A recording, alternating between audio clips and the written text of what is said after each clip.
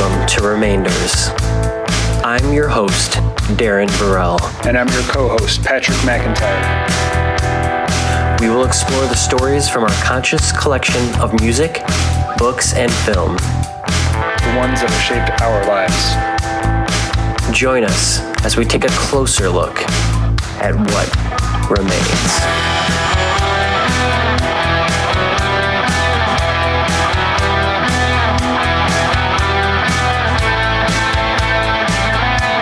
Welcome to this week's episode of Remainders. And this week we're going to be talking about 2017's The Florida Project. The Florida Project is a fictional portrait of a childhood in the shadow of the perceived paradise of Walt Disney World, directed by Sean Baker. You might remember Sean Baker for his breakout movie, Tangerine. You'd also maybe know him from such places as the Apple keynote for the iPhone 11 Pro Max in September of last year in 2019. I remember that vividly because I remember him being so famous for having made a movie on the iPhone. And now he's sort of talking about everybody can do it, and here's these new features on this new phone that can really start to give you different angles and 3 different cameras on here to make your movie, which is all great. But today we're talking about the Florida Project, which to my knowledge was not shot on an iPhone. Maybe some scenes were. Maybe, Pat, you might know more about that. How you doing, buddy? I'm doing well, man. How are you? I'm good. As of right now, we're recording this and we do not have a president yet. It's the day after Election Day, but it's still Election Day. It's a pretty tight race, and I think if we mumble a little bit in this episode, it's because we've been up 24 hours watching our respective media programs about who's going to win, right? There's been a sense of doom scrolling that the entire country collectively has been sharing, so. Yeah. Well, luckily, I've been off of social media most of the time preparing for this episode, so I thank you for this creative outlet. That's a smart idea, by the way. So, yeah, thanks. So let's explore this movie a bit. Like I said, it's like a fictional portrait, but it feels very real. Set in is it Orlando, Florida? Yeah, that's correct. By Disneyland, where a kid can truly be a kid. And I think that's one of the most interesting aspects of this movie is the juxtaposition to what these kids are going through, being so close to the idealized place for a child. There's a article that Pat had sent me on this movie that I read, and I loved what they talked about with Dafoe, about how Willem Dafoe is like really the only star, let's say, in the movie. But the idea to not overuse Willem Dafoe, I think, was so cool because it's true. He serves his purpose, and it's a great role for him. I looked up if there was any awards, and of course there were some, but the ones everybody always talks about, like the Oscars. There was one nomination, and it was for him, for Willem Dafoe. And he, in my opinion, should have won an Oscar for 2001's Shadow of the Vampire, which I'm sure you've seen, which is oh yeah, his portrayal of Max Schreck, and that it was like being transported back then to watching Nosferatu being made. It was beautiful. What was one of the things I love about Willem Dafoe is the dichotomy between the types of characters that he plays. He's usually playing a maniacal, crazy person is the biggest antagonist in your film, or he's playing one of the most genuine, sweet father-like figures. That and especially in this film, it's his character is what puts it over the top for me. Or in a Wes Anderson movie where he is on the B Squad, and then that's the middle or tier. B Team. Yeah. And I think it's a very serious role in the film, and how he sort of is the glue in a way to all of these characters. Maybe not the glue, but more of a father figure, I'd say, in this film. He's a reluctant father figure. Right. The Florida Project works in the exact way we mentioned when we previously discussed Roger Ebert. Movies that act as a machine that generates empathy. Now in The Florida Project, we meet 6-year-old Mooney and her mother Haley. They're living at the Magic Castle, a welfare hotel close to Disneyland. It's full of people who cannot afford housing and who live on the fringes of society. They pay $38 a night and live day to day. Willem Dafoe plays Bobby, the manager of the hotel, who becomes a sort of reluctant father figure to the children and their parents. He looks out for them, but at the same time, it's his job to evict families if they can't pay. Now, Bobby is well aware that if it comes to that, they will be out in the streets. We chose to talk about the Florida Project because it's a great example of activism in film, using film to shed light on a real problem. In this case, the hidden homeless in America. The fact that it's set next to Disneyland brings this heightened realism. heightened fantasy, I should say. The first thing that struck me as you start to get in the first moments of the film, if you can, for a minute, close your eyes and place yourself in your family van or your road trip with your friend, and you pull off to the rest stop in the middle of some city, in some state, some town that you don't really know anything about. And you're very apprehensive, feels kind of interesting, and your awareness is very heightened about it, you know. And I always, at that time, start to think about, where am I and who are the people who live here? What are their lives like? Because, of course, when you walk into that gas station, you see the types of people that are there, right? And your mind wanders about what this world view might be for the people here, or what do they do for fun? And I feel like you're transported there in the Florida Project almost immediately in the setting that they build. The director is allowing us to step into these characters' shoes to see what it might be like to be poverty-stricken in, again, the shadow of the most magical place on earth, of Disney World. My favorite line of this film is from the little girl, Mooney, who we get to experience a lot of the movie through. She's sitting there with her friend, and they had gotten bread off a truck with some jam, and they're making themselves sandwiches. And it's almost inaudible, but it's such an important moment between the two of them. And she says, "Do you know why this is my favorite tree? Because it's tipped over and it's still growing." And I just thought that was so beautiful. The innocence of a child, because through her lens and through other characters' lenses, the director does such a wonderful job of letting the moments and the scene play out around the character that he's focusing in on. So the camera stays on that character, and we get to have a glimpse of what that character might be feeling by the expressions on their face. We see that definitely in that social worker scene. I'm guessing it's a social worker because you never see her. But when her mother, Mooney's mother, goes in and is talking about the things that some people have to do to get money, it's almost like a threat, like, hey, I haven't gotten there yet where I've been having to being a hooker, you know, to get money to come in. While she's saying this, you see her daughter, Mooney, playing with Disney princesses, and she's very intently listening to what her mother is saying. This scene is super poignant by the way the director sets up the camera, by the way he lets you in on this little girl's thoughts and feelings. Oh, she's definitely innocent, but she's being infiltrated by all these things because she's a sponge, just like any little kid. They're listening intently to their mother, who they love, and she's saying these. She doesn't really have a filter. Her mother doesn't really have a filter when it comes to those kind of things.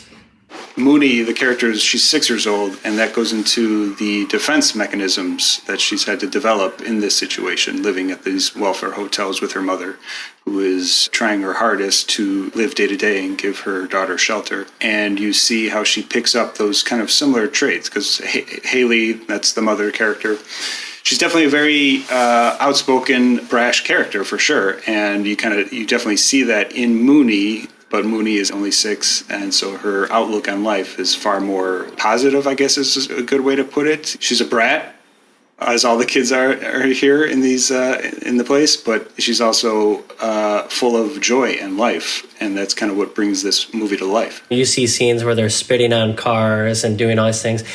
Nobody that watches that movie can't relate. I mean, we all did bratty stuff like that as kids, but that's what kids do, right? It's just you're kind of letting loose with your friends, and there are no real consequences when your parents aren't by you. You're just kind of out there and you're doing some dangerous things.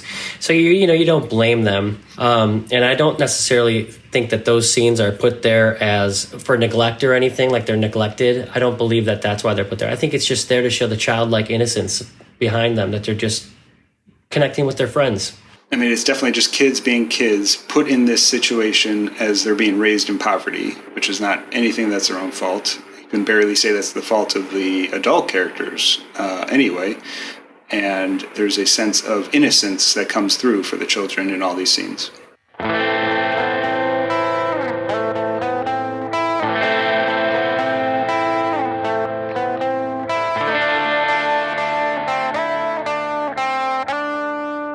Something that I took away from the very beginning of the movie itself. It starts with a song, and that song is... Celebrate good times. There you go. Come on. with that song going on and the pastel backdrop that you see of the kids, you're like, whoa, there's going to be some fun and excitement to this movie. It's definitely not leading you down the road that it does in the next 10 minutes of the movie. It's giving you a lot of joy, like you said. It's selling you the fantasy that Disneyland markets so well. Very much. And especially with those colors. I mean, this magic castle that they live at, yeah, that's what it's called. The interiors of it are rotten and the people inside of it are troubled. But the exterior is a pastel purple. And it's got this facade, just like the characters. They're trying to make it in this shadow of the happiest place on earth. Do you recall hearing any music in this film up until the last final scene?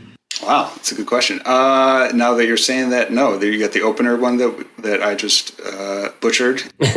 the fantastical sequence at the end, it's like dream music basically. But anything in between, was there anything I'm missing, or? Well, I'm just kind of wondering because I didn't hear any music at all. The last song is like an adventure song, almost like you're going on an adventure. The first one is setting up sort of like that fake fantasy world, but why was there no music? I think the fact that I hadn't even thought about it is a testament that it works. You know, I'm so involved with the characters and what they're doing that it hadn't even dawned on me that there was no background foundational soundtrack until you just mentioned it right now. Well, as we go through the movie, we get to see that there's sort of two different places, and the kids kind of go back and forth to play with each other in the Magic Castle, and then another place called Futureland. All these different people that are sort of staying at these places. The Magic Castle has a curator, which is Willem Dafoe's character, and he genuinely cares about the people that are inside, yet he has his own hopes and dreams of being this manager here. It's not his job to be their caretaker, yet he has taken it on. And I think it's interesting because anytime he's around those kids, it's like my favorite parts because it's like, he's like, you little bastards, yet with a smile because he loves that the kids are innocent. So we get a glimpse later into his own family life and how that's kind of crumbled. It's really subtle. It's just like it almost sounds like a throwaway line, but you kind of get this entire background picture of his character and why he's ended up here by himself managing this welfare hotel. I think that really kind of goes into how you see the empathy on his face. As we're watching as the audience, his reaction shots are the one that we relate to the most in terms of showing like how he's actually looking out for these especially the children. You're right. He is stuck in this situation where he does care for them, but at the same time he has his own bosses and the obligated to uphold the hotel and its standards. And he's well aware that if he has to evict somebody, they're going to be on the street that night. You never really get the sense that anyone's in danger of being evicted, in my opinion. It's always like a threat, like, hey, I'm going to evict you, you get that money to me. But it always feels like he's not going to do it, which is why, in my opinion, towards the end, it's almost so shocking what happens, to Mooney, because it's almost like he did everything he could to make sure that wouldn't happen, and it still happened. Well, that's interesting. So are you saying like he wouldn't personally do it, or? So he'll let people stay there, but not for like they're living there. And I think that gets into something too. The reason that he makes them move from room to room after a week at a time or whatever it might be is because I don't think he wants any of the characters to get the idea that the place that they're at is final. Yeah. I think that's a big statement for trying to move on in your life and saying if you think that this is your reality and there's nothing else that you can do, well then that you're going to succumb to that and it'll wear away at you. So by moving them between places is giving them a glimpse into another world. Like, okay, I'm kicking you out the door only so much. It's obviously up to you, but I'm gonna help you get out there. And we see it when the guy that's staying there leaves with his son to New Orleans, and all the kids are saying goodbye. So that it gives you a glimpse that it is possible for someone to get out of there. Do you feel like that character was moving into a better situation? That's a great question. You wonder that. You don't think so? No, not at all. I think that is an example of the transience of all the characters and all the people who are staying in there. They can't secure permanent housing, and that may be him not necessarily being kicked out, but maybe, who knows? Maybe he's got a family member he's making contact with or whatnot. I certainly didn't read that as him getting some life-changing opportunity. I saw that as him doing the inevitable changes in life that come with living in poverty. Didn't seem like obviously there was any reactions from the adults when he was leaving. It was kind of like, okay, somebody just moved on. The kids are obviously sad to see their friend go, but then not so sad because they get his toys, right? Again, the innocence of being a child there. I mean, he may have been going to something better for sure. That's definitely possible. But I definitely, my reaction to that was just to show that, like, again, the transience of everybody living here, and it's a non-permanent situation, and that's often not under their own control. That's an interesting point. It obviously digs deeper into the whole idea of homelessness and poverty, and I think we should explore that more. I wouldn't have thought that way, so it's a good point. Yeah, I mean, it's expensive to live in poverty in our society, and so a lot of times the movement is the only thing that you can do. There's an interesting establishing shot. I'm pretty sure that it's in front of Futureland, which is the second housing vacation spot that people stay at there, next door to the Magic Castle. If you recall it, the sign says, "Live in the future today," which is just so insanely warped in the context of this movie, and furthering the juxtaposition of the make-believe versus reality, and exposing the facade it projects to tourists, without ever showing the internal struggles of the people inside. Right in the back of the background is a billboard for pregnancy help. Really, those little moments like that, the director does that on purpose, to make sure that we know where we're at all times. That happens a lot when he does the scenes of everybody kind of going down the strip and there's like no cars. Because why are there no cars? Everybody's at Disney World. Yeah. But there's these like monstrosities of complexes and little places to pull into that you accidentally forgot to get a gift for your friend at home. So, let's do this on our way to the airport. It's like, it's that kind of, that vibe. One great scene that shows how society just kind of accepts homelessness and poverty is when the food bank shows up to the Magic Castle with food donations. Mooney is excited to just get some bread and jam. But we also see the owner start ragging on Bobby to take care of it because he says it looks bad, as in they still have customers coming in, as he calls them. He's basically telling Bobby to get them to move it to the back or something so that nobody really has to see the problem. So they're well aware of the people that they have living in poverty in the hotel, but they still have to run it like a business or it'll close. And partly why Bobby is such a great character is because he's stuck there in the middle of it all, watching Mooney just try to get some food. And then there's those little moments where, you'll see sewage river in the back of the Magic Castle where there's the park bench, and it's kind of like where the characters go to get a little reprieve. And I think that those moments there where they show the ditch and they show there's a shopping cart stuck in the ditch, it really helps the reality of where they are. You can really feel the depressing parts of Florida, in my opinion. The dirt and danger that comes along with the relaxing vitamin D of the sun. I don't know if you've ever been to Florida, but like there are times, especially my band went on tour in Florida a lot, and there's these moments when you realize you're around such beauty, but yet it feels so dangerous. You can feel that in this film. Yeah, so like everything that happens is within just a few blocks of a radius. And what's interesting about that is just how big that feels as we follow Mooney and her friends as they're running around. It's all happening within a few blocks, but to them it feels like the universe, because that's basically all they're exposed to and all they have to play with during this summer. I didn't know if you noticed in most of those scenes, especially when they go past that orange, that huge monstrosity, all of the buildings are like trying to be magical in some sort of way, but obviously it's terrifying. They don't feel that way. It's terrifying. But to like your thing, it's like a kid's playground, right? They're absolutely going past these things. And one thing I noticed in a lot of those shots, if you go back and watch again, you see a lot of older people in scenarios that aren't very ideal. When they go past the orange place, there's a guy in his wheelchair strolling by. Yeah. And I have to think that was intentionally done, that there's a beauty in what the kids are doing here right now and like just being free, but their future is this. If you grow up, this is what could happen to you. You could be stuck here. Yeah, so we have Mooney and her friends, and we meet Haley, Mooney's mother, struggling to find work. When did you first see this? I saw this 2 years ago. pretty close to when it came out, 2018, I guess. I was pretty surprised you wanted to add it to the list. Was there a reason for wanting to add this to, the remainders? What remains in this for you? I mean, I saw this when it first came out. It was definitely one of my favorite movies of that year. I had to think about that for a second because I was considering when Mad Max Fury Road came out, which would have been a clear champion, but I found out these were not the same year. So yeah, this was one of my favorite movies of 2017. I had definitely responded to the activism in film, as I mentioned. I had heard Sean Baker discuss what he wanted to do with the movie, and also my interest and work in housing and homelessness in Chicago definitely made me respond to the story quite a bit, actually. I'm really interested in what you just said about your work in housing and homelessness in Chicago. Can you talk a little bit more about that and maybe how it pertains to the film?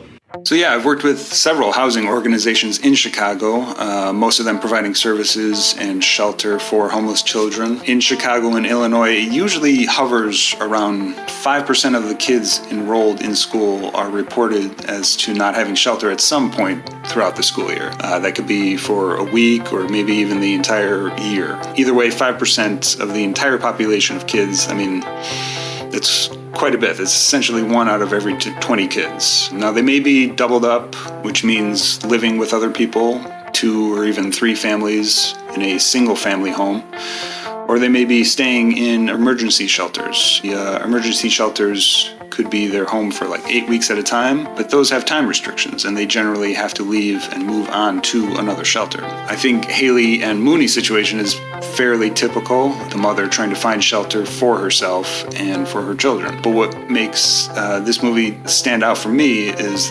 thinking about all the people that actually go unreported, kind of like the 2 of them. And that suggests that it's probably a higher percentage than the 5% in Illinois, hence why they call it the hidden homeless.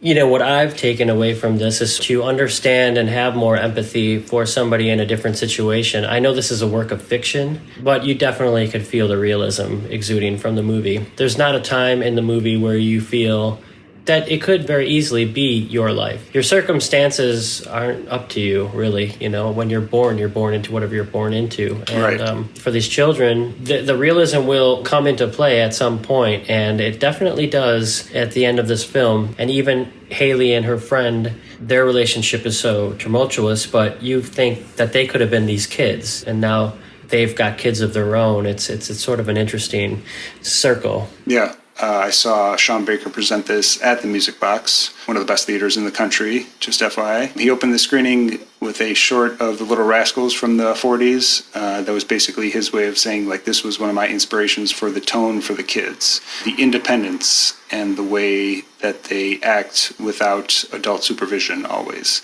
I responded quite a bit to that. I got to talk quickly about the hero shot of Bobby that I love so much. It feels like a lot of times the camera is at the level of the kids, and if not, it's like looking up, a lot at the characters. Right. And this shot in particular is when the power goes off in the whole building, and everybody's like, Bobby, what the hell? And of course the kids did a prank and they turned it off, right? And he finds out later on it was them.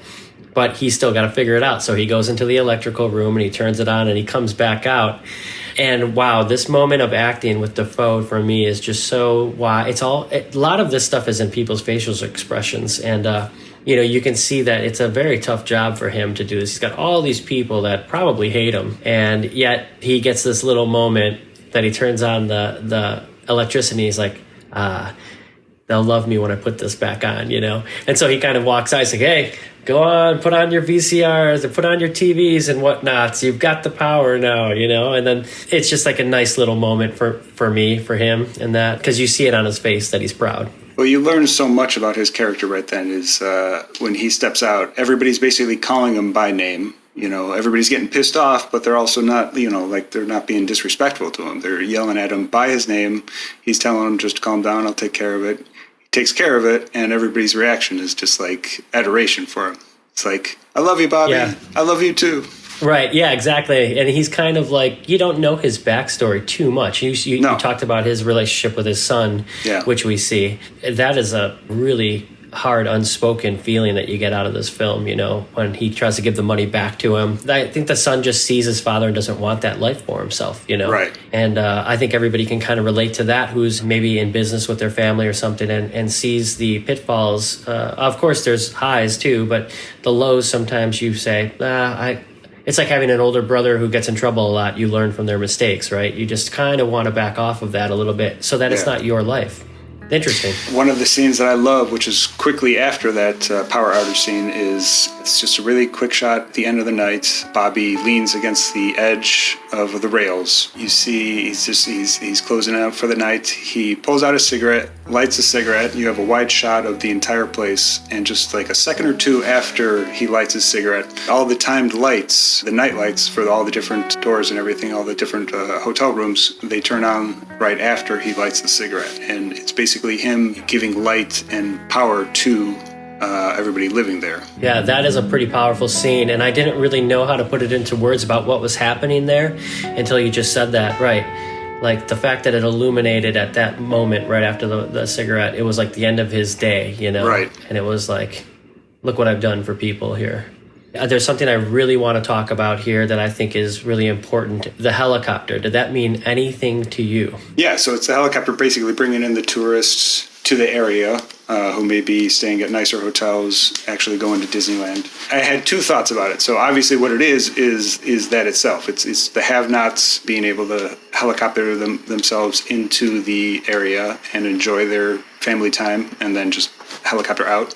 But the other one that was a little bit more personal to me, there's a scene when Bobby actually fends off a potential predator. This creeper that's hanging around the kids fends him off, and the scene ends with you hearing the helicopter and you see in the face of the kids, you see his face. It felt like a war movie at that time, like a movie set in Vietnam. You hear the helicopter, you see all the shocked faces and the potential danger. It was just a pretty powerful thing. So it's just, the helicopter for me was just showing like the chaos, but then also the clear class divide. This was one of my biggest takeaways from this film was the use of it. It's in a lot of scenes. We see the characters flicking it off at one point, and it's always in the background. And at times, and even in that scene you just mentioned with the pedophile, we hear it and we don't see it. So Right. It's always there. There's other scenes where it's just a sound. And my takeaway was, it's a distraction and a reminder for them. That's got to be annoying to people who live there, but it's a constant reminder, too, that they can't leave. Constantly leaving and coming back, yet they can't go anywhere. Yeah. And so it's always there in the background. Even when they don't see it, they can hear it, that they're stuck where they are. They're stuck in their life. They're stuck at the Magic Castle.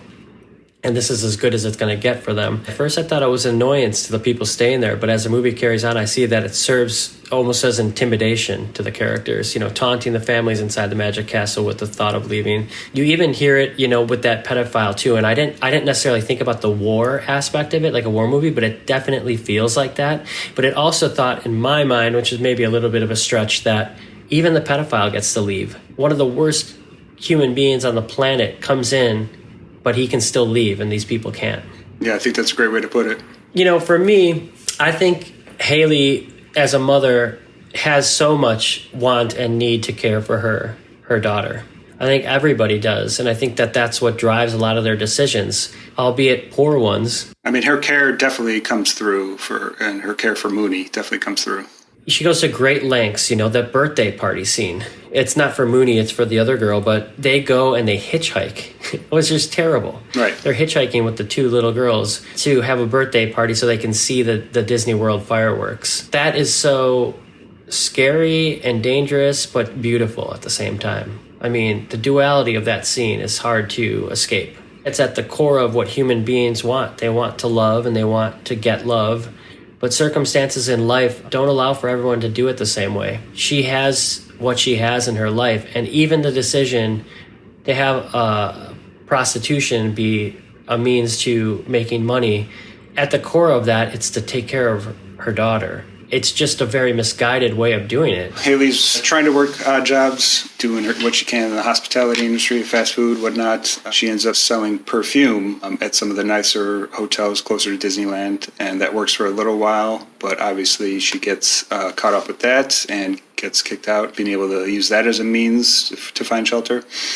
And then that's when, she turns to sex work, and she starts inviting men over while she's having Mooney hide in the bathroom. And it really shows both the desperation, but out the willingness to do what she can to protect her child. Do you think that the poor choices that Haley make to get Mooney the stuff that she needs to live a better life are justified? What do you think about that? Yeah, I think you can read it both ways. It's pretty easy to put judgment on Haley's character, but at the same time, the movie itself doesn't judge her. I think it has deep empathy for her as a character. Right. I think obviously on the surface, most people look at that and say, oh, can you imagine somebody telling their friend about it? Oh, man, you should have seen this crazy girl doing all these terrible things, and she's fucking up her kid. But, for that character of Haley, she didn't think she was making any poor choices. She was thinking that she was doing what she needed to do to get her daughter the best life she knew. And for me, it really shows, for the listeners out there, Haley has a friend who has a little boy, and they are friends. Scooty. Yeah, that's right. Haley and the mom of Studi they're really close until they have sort of a falling out because the kid's getting some trouble after setting fire to a bunch of old buildings in the area. But it really comes to a head when Haley goes over and knocks on the door and starts to ask for money. Ashley is Haley's friend that we were talking about, and at this point, she opens the door, and Haley is so desperate for money, she tries to apologize for the situation that the kids got in, and then asks for money, and Ashley's not having any of it. Haley ends up beating her in front of the kid, and that shot with the kid... Scooty. That shot with Scooty, and it's from the behind shot of him watching Haley beat his mother is so sobering. It's actually and Haley is wailing on her. It's a pretty terrifying scene to watch. She comes in, asks her for money. She tries to reconnect after that falling out with the fire.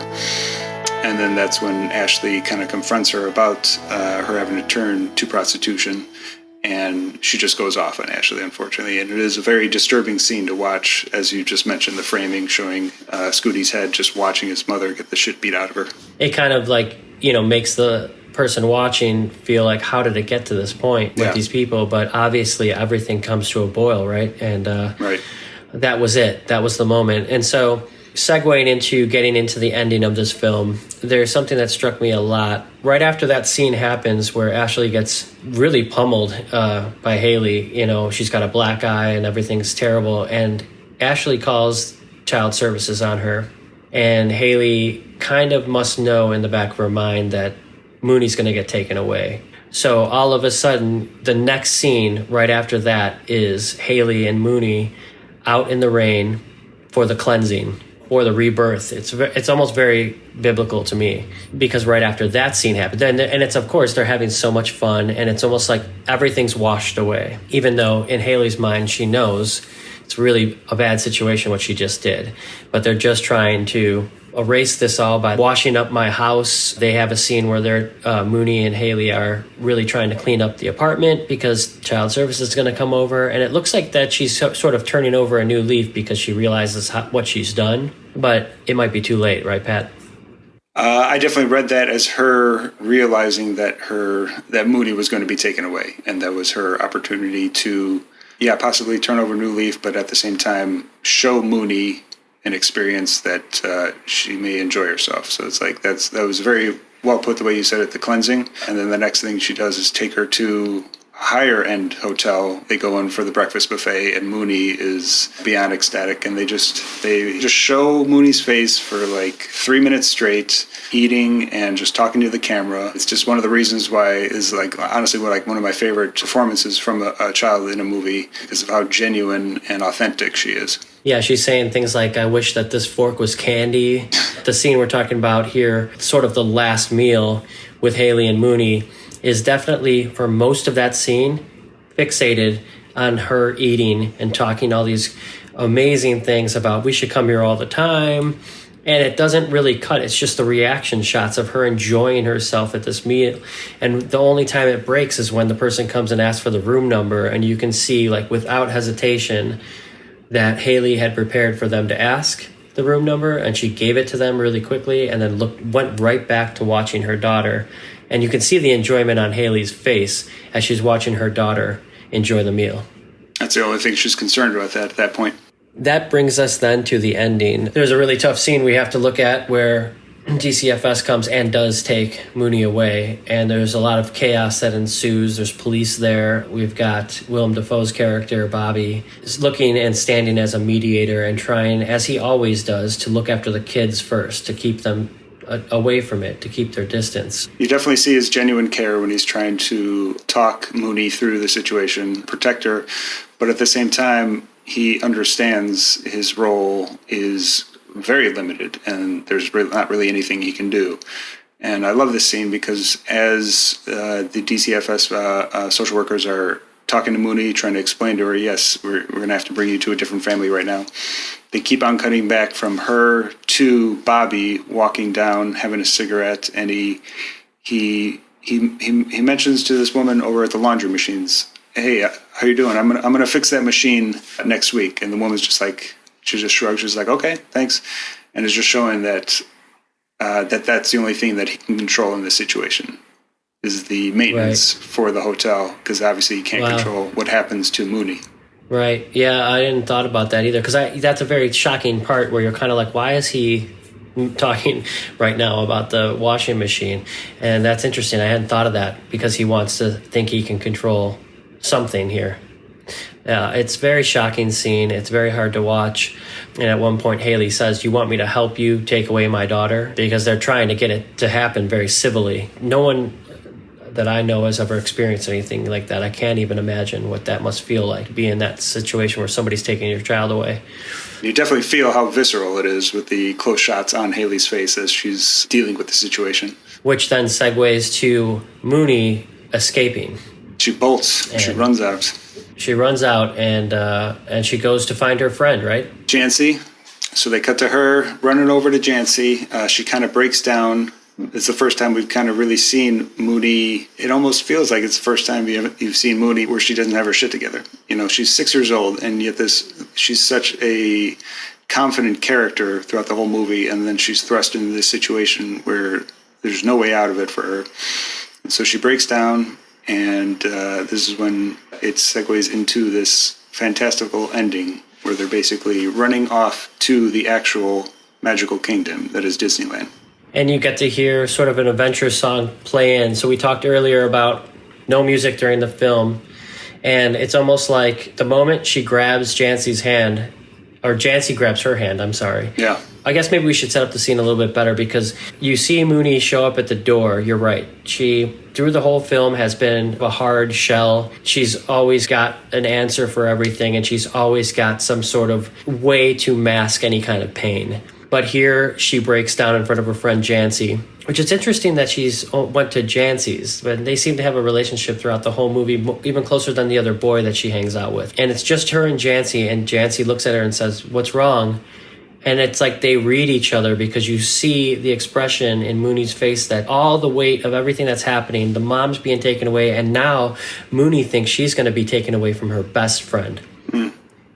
Jancy can feel that.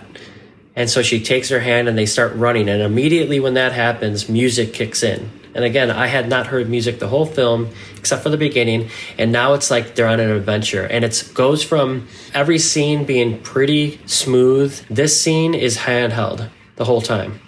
Jittery, it's moving. You're following them along. And it feels very adventure to me. The destination is to get into the Magic Kingdom, which we see.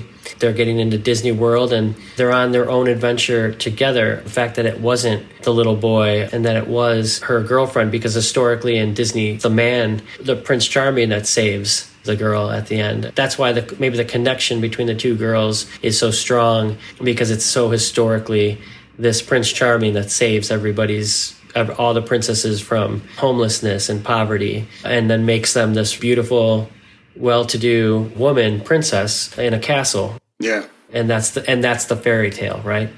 Yeah, that's a great way to put it. What remains for me, I need to understand people a lot better. Watching a movie like The Florida Project does that in many ways. It makes you realize that everybody out there is not as fortunate as we are, or as at least as I am, with the things that I've had in my life to be able to grow and to be better. And I think it's interesting to talk about it at a time when we don't have a president, elected.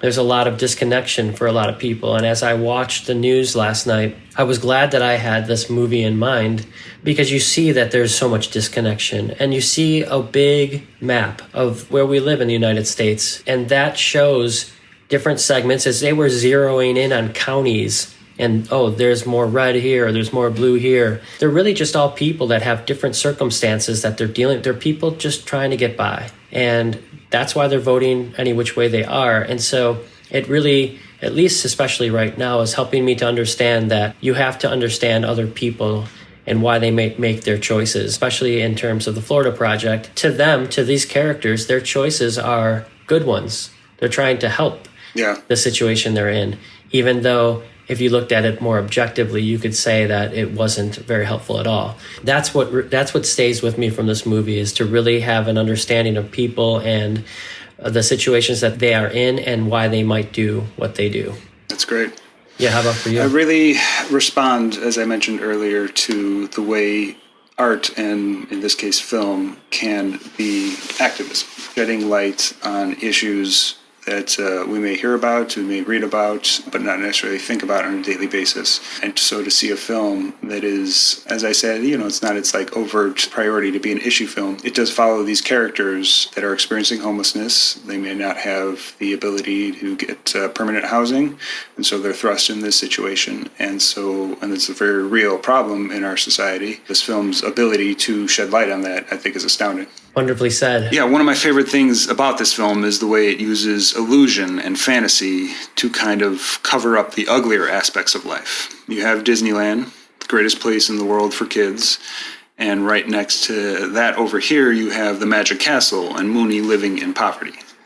It's basically saying if you can have child poverty here, it can happen anywhere.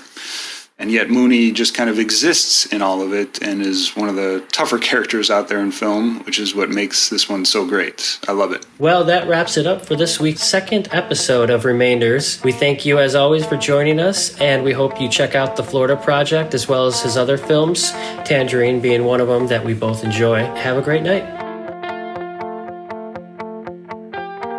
You have been listening to Remainders. This episode was written, narrated, and produced by Darren Varell and Patrick McIntyre. Original music, episode art, logo, and editing by Darren Varell. Find out what else remains by visiting our website at remainderspod.com. And we're on Twitter, Instagram, and Facebook. Just search @RemainersPod. Please tell anyone you can about our show, and we look forward to telling you more of what remains next time.